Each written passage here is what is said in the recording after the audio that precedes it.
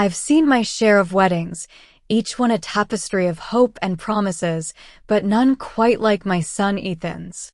The air that day was sweet with jasmine, the church glowing with candlelight, and the bride, oh, she was a vision.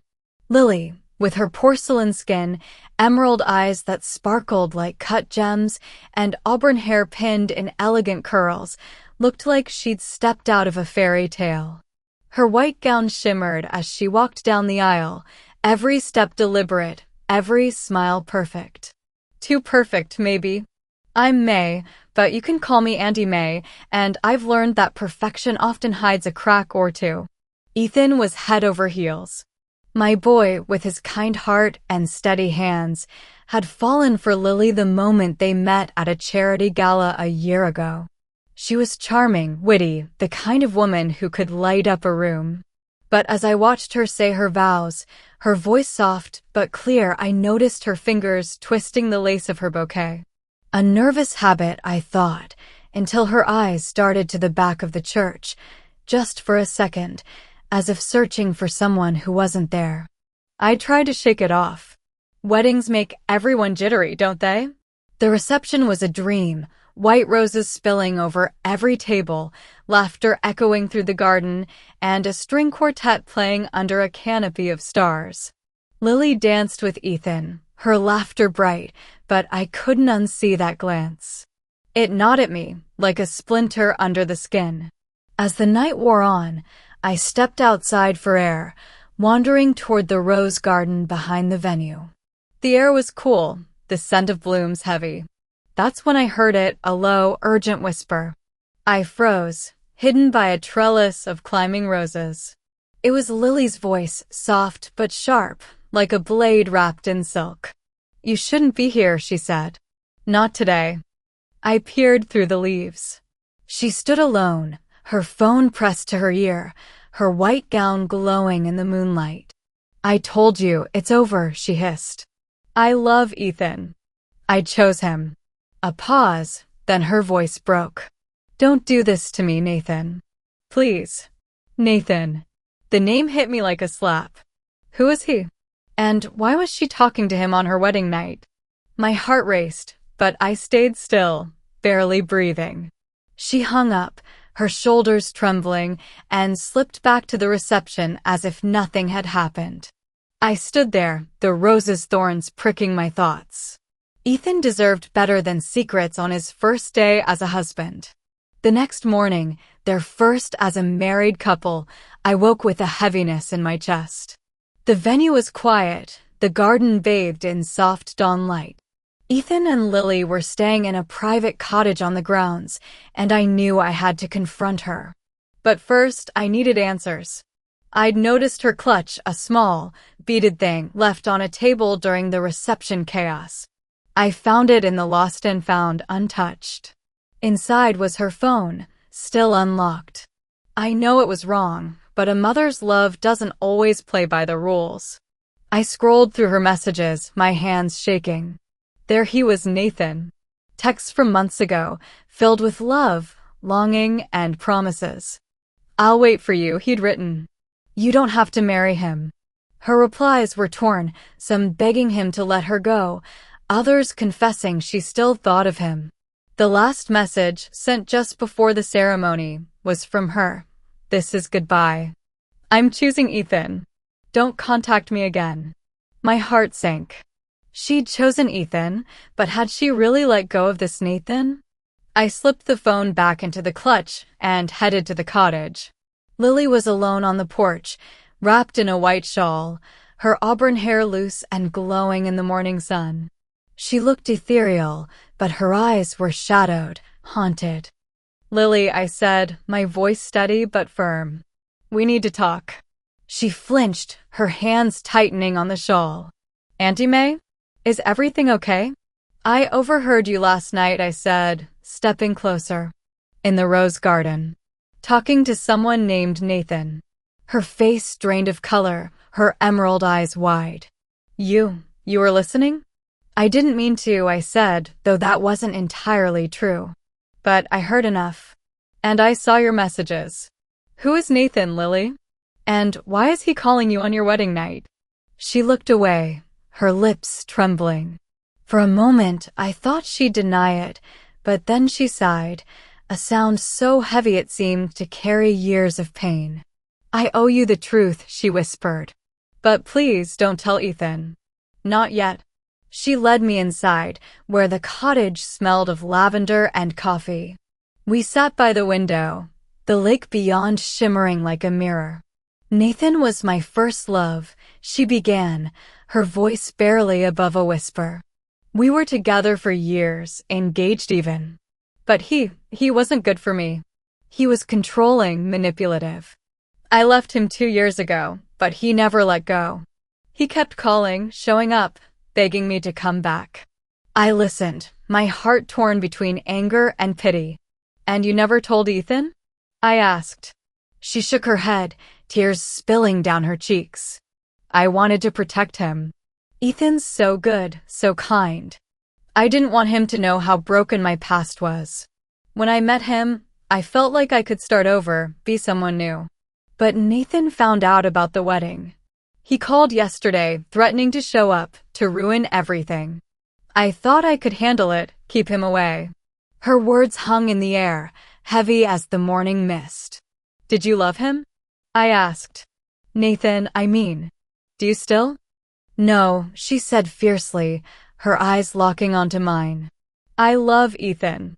Nathan was a mistake, one I've paid for every day. I thought marrying Ethan would end it, that Nathan would finally leave me alone. But he won't. I sat back, my mind racing. Lily wasn't a liar, but she'd carried this burden alone, and it had nearly broken her. You have to tell Ethan, I said. He deserves to know who's threatening his marriage. And you can't face this Nathan alone. She nodded, wiping her tears. I know. I'm so scared he'll look at me differently. Before I could respond, the door opened and Ethan stepped in, his face bright with the joy of his new life. Ma? Lily? What's going on? His smile faded as he saw Lily's tears. I stood, my heart heavy. Lily has something to tell you, I said, touching his arm. Just listen, son. And remember how much she loves you. Lily took a shaky breath and began. She told him everything, Nathan, the calls, the fear, the love she'd fought to protect. Ethan's face darkened, not with anger but with worry. When she finished, he knelt before her, taking her hands. Why didn't you tell me? He asked, his voice soft but pained. I could have helped you. I was ashamed, she whispered. I didn't want you to see that part of me. He pulled her close, his arms steady around her trembling frame. You're my wife, Lily. Your past doesn't change that. We'll face this together. I slipped out, leaving them to their moment. The lake sparkled outside, its surface calm, but I knew the truth was rarely so still. Lily's secret had shaken their first day, but it had also laid bare their love, a love that might just be strong enough to weather the storm. As for Nathan, I had a feeling he'd try again, but Ethan was no fool. He'd protect his wife, and I'd be there, watching, praying, because that's what mothers do when trust is broken and souls are laid bare. I never imagined my life would end at 32, but the doctor's words echoed like a death sentence. Stage 4 pancreatic cancer. Months at best. My name is Sophia, and as I lay in that sterile hospital bed, tubes snaking across my arms, I decided to face my end with purpose. I wasn't wealthy, just a graphic designer who'd scraped together $70,000 in savings over the years. But that money was my legacy, a final gift to my family. Little did I know, revealing it in my will would unleash a storm of betrayal that shattered everything I held dear. It started in my cozy apartment overlooking the city park, where autumn leaves painted the ground in fiery hues. I called my family together, my mother, Evelyn, a stern widow in her 60s with sharp eyes that missed nothing, my older brother, Marcus, the charming salesman always chasing the next big deal, and my younger sister, Lila, the free spirit artist who'd never held a steady job. We gathered around the oak dining table, the scent of fresh coffee mingling with the tension in the air. "I've drafted my will," I said, my voice steady despite the tremble in my hands. I slid the envelope across the table. "It's simple. The $70,000 goes equally to you three, to help with Mom's retirement, Marcus's business dreams, and Lila's art studio. No strings, just love." Mom's eyes welled up. "Sophia, don't talk like this. You're fighting." But Marcus leaned forward, his smile too quick. "That's generous, sis. Really. But are you sure?" Lila hugged me tightly, whispering, "I don't want your money.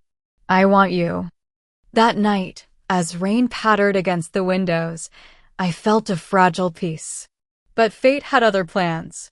A miracle, or so it seemed, came weeks later.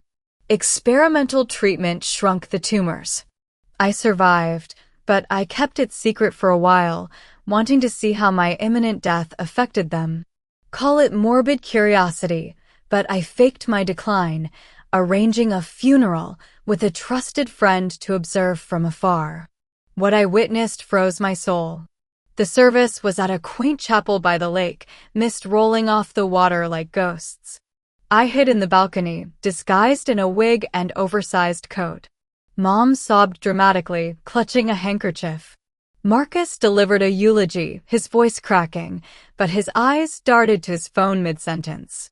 Lila arrived late, disheveled, mumbling about traffic. Afterward, at the reading of the will in our family lawyer's office, a stuffy room smelling of old books and polished wood, the truth unraveled. The lawyer, Mr. Hargrove, cleared his throat. Sophia left $70,000 to be divided equally among Evelyn, Marcus, and Lila. Silence. Then Marcus exploded. "That's it?" "She had more." "I know she did. Investments, hidden accounts." Mom shushed him, but her face paled. Lila stared at the floor, twisting her rings. I watched via a hidden camera I'd planted, my heart pounding in a nearby cafe. Days later, the betrayals poured out. Marcus, desperate from gambling debts I'd never known about, forged documents claiming I owed him money, trying to siphon the entire sum. He rifled through my apartment at night, the creak of floorboards echoing in my memories as I reviewed the security footage, his flashlight beam dancing like a thief's shadow. But the real shatter came from Mom. In a heated argument caught on tape, she confessed to Lila, "Sophia wasn't your full sister. Your father had an affair. She's his child from that. I raised her, but the money? It should go to my real kids." Lila gasped, "Mom, no. She's family." But the words pierced me like knives. All those years of feeling like the outsider, now it made sense. The favoritism toward Marcus, the subtle distances. Confrontation came on a stormy evening by the lake, wind whipping my hair as I revealed myself. "I'm alive," I said, stepping from the shadows. They froze, Mom's hand to her mouth, Marcus's face ashen, Lila's eyes wide with relief and horror. "Why?" Mom whispered, rain mixing with tears. "Because I needed the truth," I replied, voice breaking. "The affair? The forgery?" Greed over grief. Explanations tumbled. Mom's resentment from Dad's betrayal, Marcus's addiction, Lila's innocence. We talked through the night, thunder rumbling like our emotions. Forgiveness? It took time. Therapy sessions in sunlit rooms, honest dinners where secrets aired like laundry. In the end, I redistributed the money, charities for cancer research, with portions for family under conditions. We rebuilt, scarred but stronger. My death taught us life, that wills aren't just paper, but tests of the heart.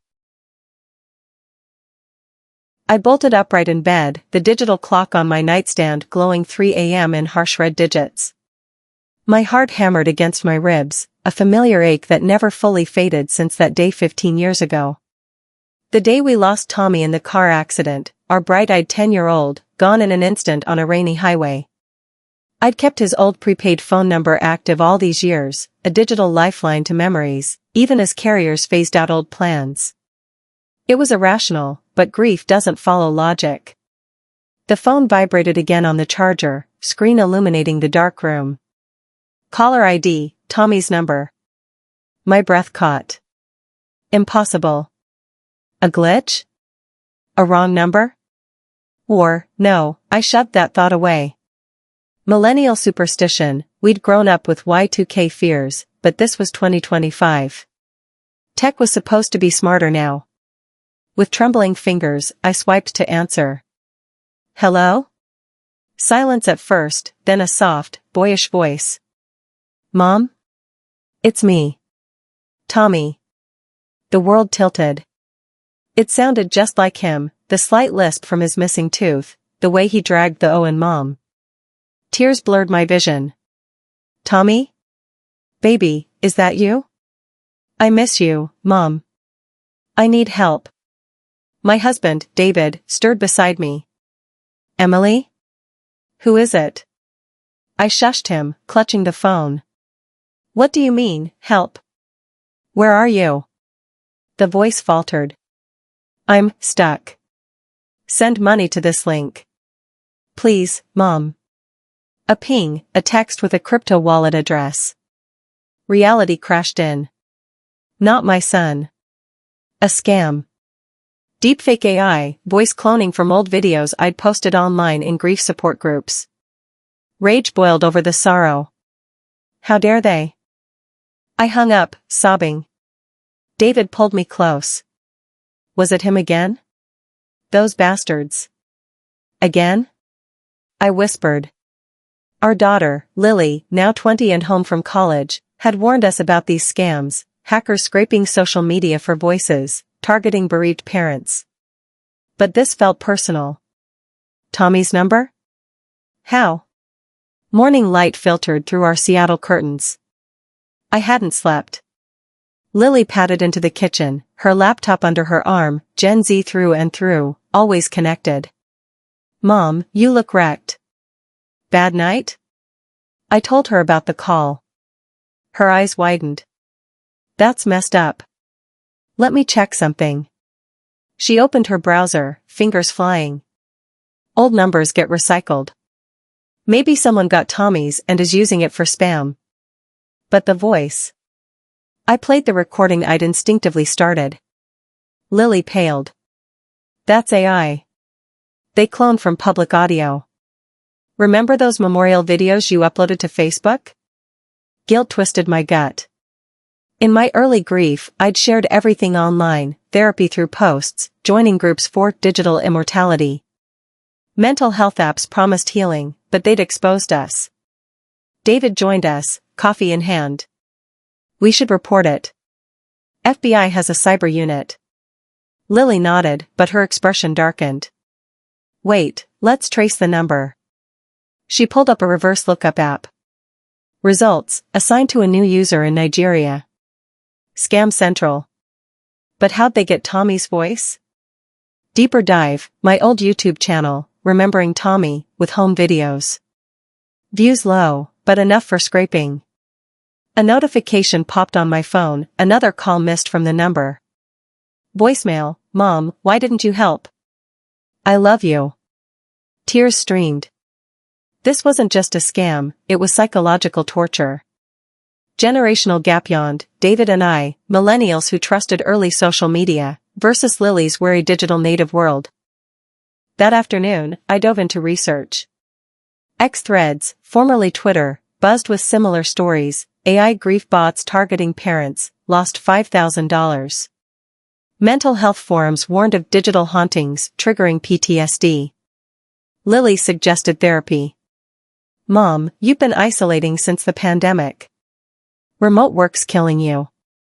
True, my graphic design gigs kept me glued to screens, anxiety spiking with each ping. But this call unearthed more. In Tommy's old room, now a home office, I found a dusty box of his things, drawings, a flip phone prototype from 2010. Ping. Another text, Photo of young Tommy, from my own album. Remember this day? Panic surged. Hacked? I checked my cloud storage, breached. Passwords unchanged since 2010. Stupid. Lily took charge. Change everything.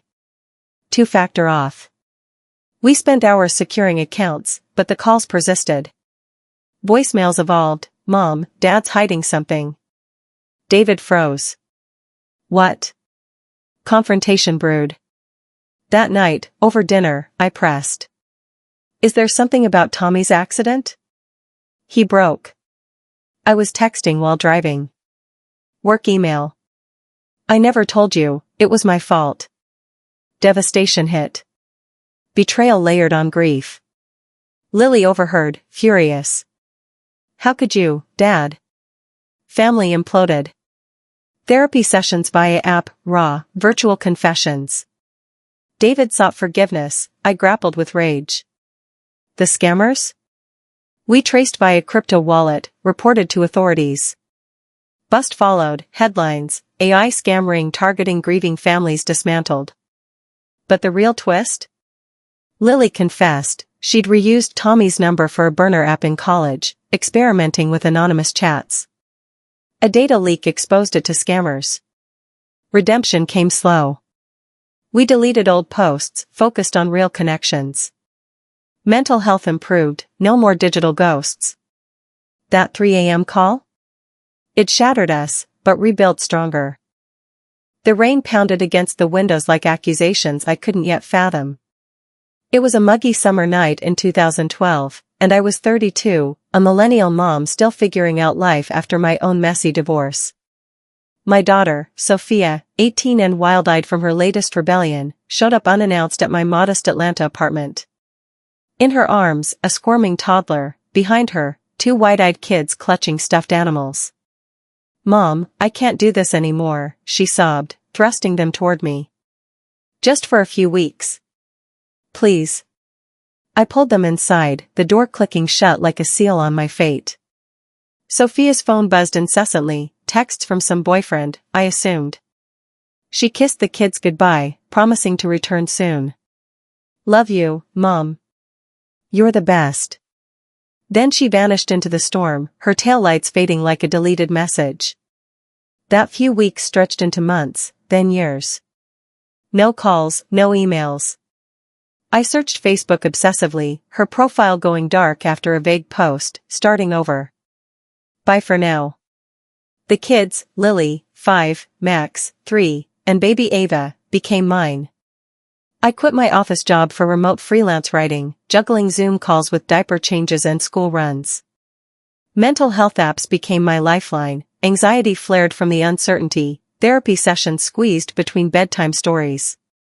By 2015, I'd legally adopted them after failed attempts to locate Sophia. Court papers cited abandonment, I cried in the judge's chambers, the weight of it all pressing like an unread notification. The kids called me Mom, their memories of Sophia fading like old Instagram stories. We built a life, cozy movie nights, park picnics, my laptop glowing late as I hustled to provide. Fast forward to 2025. I'm 45, the kids now teens, Lily 18, Max 16, Ava 15, thriving in high school, navigating TikTok trends and virtual classes. Our home, upgraded to a small house thanks to my freelance boom, buzzed with their laughter. I dipped into crypto during the 2021 hype, smart investments padding our nest egg. Life felt stable, until that ping. It was a quiet Tuesday evening. Dinner simmered on the stove, the scent of garlic and herbs filling the air. My phone lit up, a DM on Instagram from @SophieRebornOfficial. Profile pic, a glamorous woman, mid-30s, with a influencer glow-up, perfect makeup, sponsored posts about empowerment journeys. Mom? It's me. We need to talk. My heart stopped. I stared at the screen, the blue light casting shadows on my face. 13 years. No apology, just demands. Where are you? I typed back, fingers trembling. Back in town. Coming over tomorrow. The kids are mine. The audacity hit like a viral takedown. I showed the message to Lily, who scrolled Sophia's feed wide-eyed. She has 50K followers? Talking about overcoming trauma? Max overheard, grabbing his phone. Wait, she's accusing someone of stealing her life in her stories. We dove in, vague posts about lost years, family thieves. Subtle hints at kidnapping. My stomach nodded. Mental health red flags waved, my therapy app pinged a reminder, breathe through triggers. Sophia arrived the next day, pulling up in a shiny SUV, designer bag slung over her shoulder. The kids froze in the living room, Ava clutching her earbuds like a shield. My babies! Sophia gushed, arms wide. Lily crossed her arms. You left us. Sophia's smile faltered. I was young, struggling.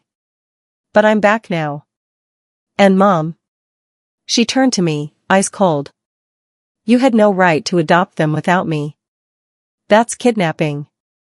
The word exploded like a notification storm. Kidnapping? I raised them when you ghosted us. The word exploded like a notification storm. Kidnapping? I raised them when you ghosted us. Arguments erupted. Sophia claimed she'd been in rehab, then traveling, building her brand. I sent money, she insisted. But no proof. The kids defended me, but doubt flickered. Ava whispered, is she right? That night, as Sophia left promising legal action, I couldn't sleep. The house felt heavy, rain pattering again like echoes of that fateful night. I opened my old cloud storage, digging through archived emails and photos. Ping, a forgotten shared album from 2012. Sophia's old phone linked to mine, texts, voicemails I'd never checked after she disappeared. Heart pounding, I listened. Voicemails from her boyfriend, babe, ditch the kids with your mom. We'll start fresh. Her replies, giggles, agreements. Then, bank alerts, transfers from my account? Wait, no, hers, siphoning small amounts I'd gifted pre-disappearance. Deeper, social media archives. Sophia's private X account, formerly Twitter, posts from 2013, free at last. No more mom guilt. Hashtag new me, hashtags about escaping toxic family. Rage built. But the real twist? A recent DM thread on her influencer account, leaked via a hacker forum I'd stumbled on during freelance research. She was pitching a reunion story to brands. My mom kidnapped my kids, now I'm fighting back. Sponsor my journey? It was a scam for clout. Mental health manipulation, her posts twisted therapy speak into victim narratives, preying on followers' empathy. I confronted her the next day at a coffee shop, kids in tow for support. I have proof. Your voicemails, posts. This isn't reunion, it's exploitation. Sophia paled, phone in hand. You hacked me? No.